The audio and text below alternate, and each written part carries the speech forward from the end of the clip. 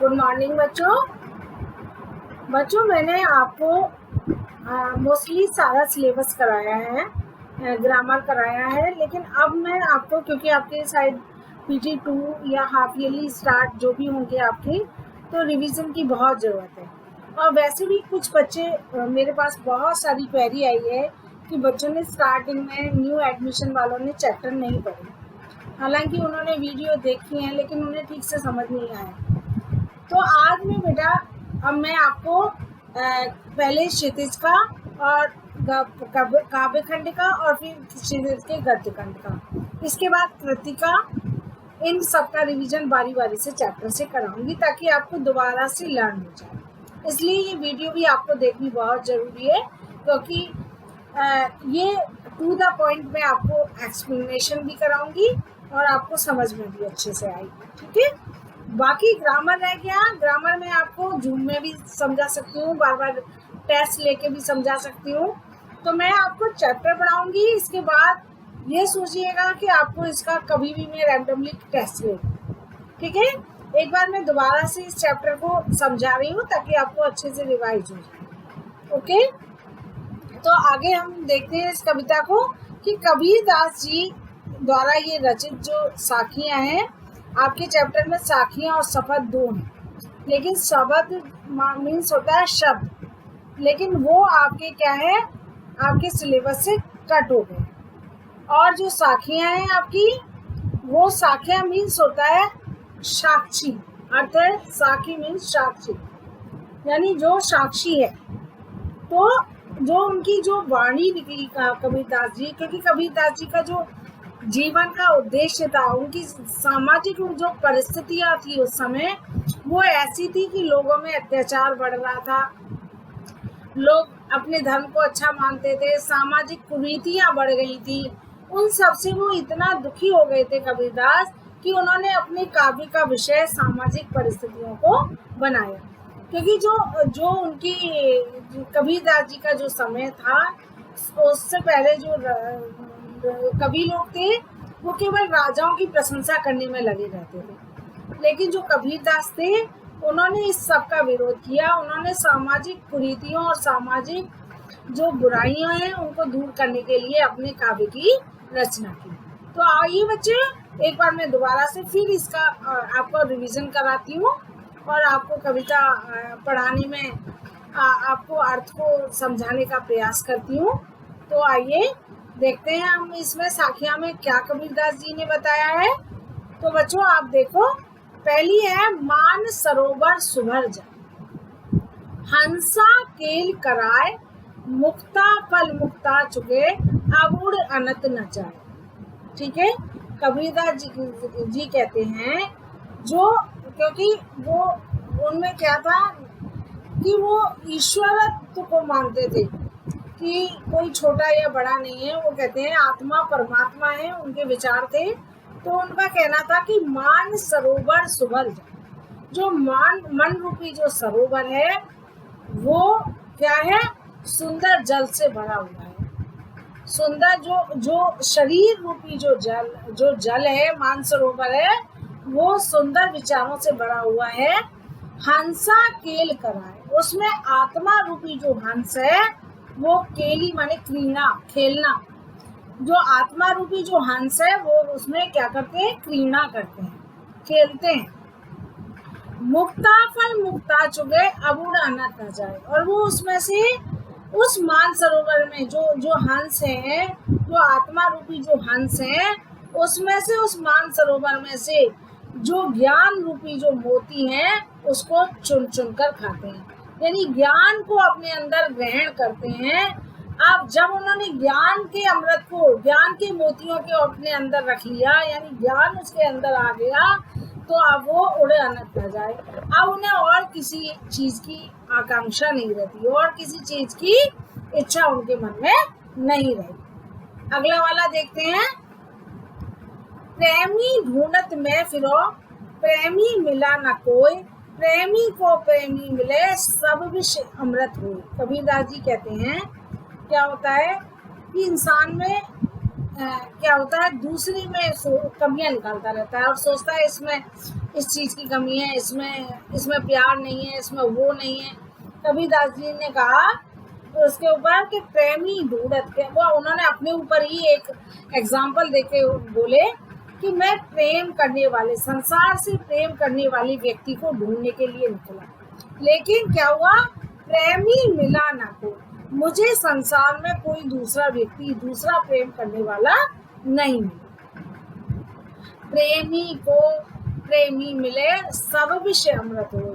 जब एक प्रेमी को दूसरा प्रेमी मिल जाता है, यानी एक प्रेम करने वाले व्यक्ति को दूसरा प्रेम करने वाले व्यक्ति मिल जाता है, तो जो उनके मन की कलुषता रूपी विष है, मन में ईर्ष्या रूपी जो विष है, वो भी अमृत में बदल जाता है, यानी उसके अंदर भी अमृत बढ़ जाता है।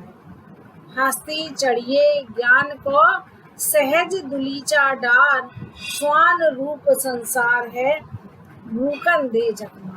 कबीरदास जी कहते हैं हस्ती चढ़िए ज्ञान को, कि क्या कहते हैं, कभी कहते हैं लोगों को कहते हैं कि लोगों का काम होता है आलोचना करना, लेकिन उन चीजों पर व्यक्ति को ध्यान नहीं देना चाहिए। क्यों नहीं देना चाहिए? वो कहते हैं हस्ती चढ़िए ज्ञान की, ज्ञान रूपी हाथी की सवारी करनी चाहिए व्यक्ति को। ज्ञान की यानी व्यक्ति को अपने अंदर ज्ञान का प्रादुर्भाव करना चाहिए, ज्ञान को पैदा करना चाहिए। सहज दुलीचा डाल, और उस पर सहजता का, दुलीचा कहते हैं आसन, उस पर यानी ज्ञान प्राप्त होने के बाद घमंड ना करके अपने को सहज रखना चाहिए, व्यक्ति को सहजता का आसन डालना चाहिए। स्वान रूप संसार है भूकन दे जगमार, ये सारा संसार तो कैसा है? स्वान कहते हैं कुत्ता, कुत्ते के समान है। अगर वो आपकी आलोचना करता है, भूकन दे जगमार, अगर वो आपकी आलोचना करता है तो उसी तरह ध्यान देना चाहिए जैसे कुत्ता हाथी के पीछे भौंकता रहता है और हाथी उस पर ध्यान नहीं देता, वैसे ही ज्ञानी व्यक्ति को अज्ञानी या संसारिक लोगों की जो आलोचना समालोचना पर ध्यान नहीं देना चाहिए। अगला है पखा पखी के कारणे सब जग रहा बुलान, निरपर होय के हर वजह सोई संत सुजान।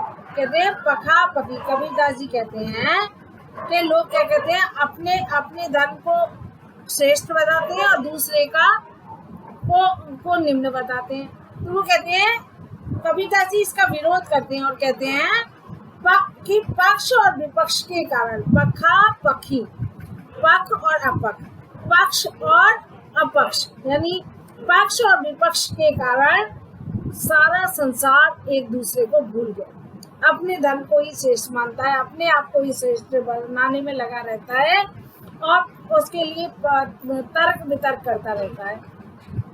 लेकिन कबीरदास जी का मानना है कि जो निष्पक्ष भाव से ईश्वर का निरपक्ष होए के हरि भजे सोई संत सुजान, जो निष्पक्ष भाव से ईश्वर का भजन करता है, भगवान का भजन करता है, वही सच्चा व्यक्ति है, सुजान, अच्छा व्यक्ति है, श्रेष्ठ व्यक्ति है, जो व्यक्ति निष्पक्ष भाव से ईश्वर की आराधना करता है। अगला है हिंदू मुआ राम कहे मुसलमान खुदाए, कहे कबीर सो जीविता सो दुई के निकट न जाए। कबीरदास जी कहते हैं हिंदू लोग जो होते हैं वो क्या करते हैं, अपने आप को श्रेष्ठ बनाते हैं, राम कह के मुआ माने मर गए, हिंदू लोग राम राम कहकर मर जाते हैं, मुसलमान खुदा कह के मर गए हैं।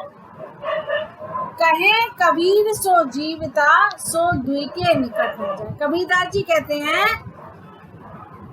जो इन दोनों के चक्कर में नहीं बसता, यानी जो व्यक्ति क्या करता है, हिंदू और मुसलमान में अंतर ना करके अपने धर्म को ही श्रेष्ठ मानता है और अपने धर्म को श्रेष्ठ न मानकर दोनों धर्मों की बराबर सम्मान करता है, तो वो क्या है, सो दुई के निकट वही व्यक्ति जीवित रहता है, व्यक्ति वही अमरता को प्राप्त करता है जो इन दोनों में अंतर नहीं समझता।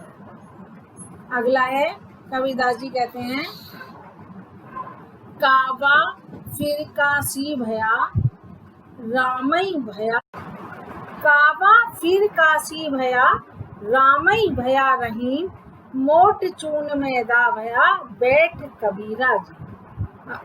इस साखी में कबीरदास जी कहते हैं, कबीरदास जी का मानना है कि जब व्यक्ति में ज्ञान पैदा हो जाता है, व्यक्ति के अंदर ज्ञान आ जाता है, तो उसे काबा और काशी में और राम और रहीम या राम और खुदा में कोई अंतर नजर नहीं आता। उसे वो दोनों एक जैसे हो जाते हैं, लगते हैं जब व्यक्ति में ज्ञान आ जाता है। तो वो यही कहते हैं अपनी इस साखी में, काबा फिर काशी भया, रामई भया रहीम, मोट चून मैदा भया, बैठ कबीरा जी। कबीरदास जी कहते हैं, नीचे से देखिए, जब अज्ञान रूपी जो मोटा चून ज्ञान की चक्की में पिसकर मैदा बन गया, जब ज्ञान यानी व्यक्ति में ज्ञान पैदा हो गया, तब उस व्यक्ति के अंदर काबा और काशी में और राम और रहीम में कोई अंतर नहीं हुआ, उसे दोनों ही एक जैसे नजर आने लगे। तो यही कहने का तात्पर्य है, व्यक्ति में ज्ञान होना बहुत जरूरी है। जब व्यक्ति में ज्ञान पैदा हो जाता है तो उसे किसी भी धर्म संप्रदाय या किसी भी तीर्थ स्थान में कोई अंतर नहीं लगता, केवल उसे ईश्वरत्व ही नजर आता है। अगला देखिए 7, ऊंचे कुल का जन्म ये, जे करनी ऊंच ना हो, सुवरन कलश सुरावरा, साधु निंदा सुने। कबीरदास जी कहते हैं, ऊंचे कुल में जन्म लेने से व्यक्ति क्या होता है, व्यक्ति को घमंड होता है, मैं इस कुल में जन्म हूँ, मेरा ये परिवार है। तो लेकिन कबीरदास जी इसका विरोध करते हैं, कहते हैं यदि व्यक्ति कर्म से अच्छा नहीं है, यदि व्यक्ति का कर्म अच्छे नहीं है और चाहे वो ऊंचे कुल में जन्म ले, तभी वो सम्मान का पात्र नहीं होता है। इसके लिए वो एक एग्जाम्पल भी देते हैं कि जैसे कि सोने का कलसा यानी सोने का बर्तन कीमती होता है, लेकिन वही उसके अंदर अगर हम शराब भर दें तब भी सज्जन लोग उसे नहीं स्पर्श करेंगे, उसे उसकी तारीफ नहीं करेंगे, उसका सम्मान नहीं करेंगे। तो वही इन साखी में कहते हैं अपनी में, ऊंचे कुल का जन्म ये, जे करनी ऊंच ना हो।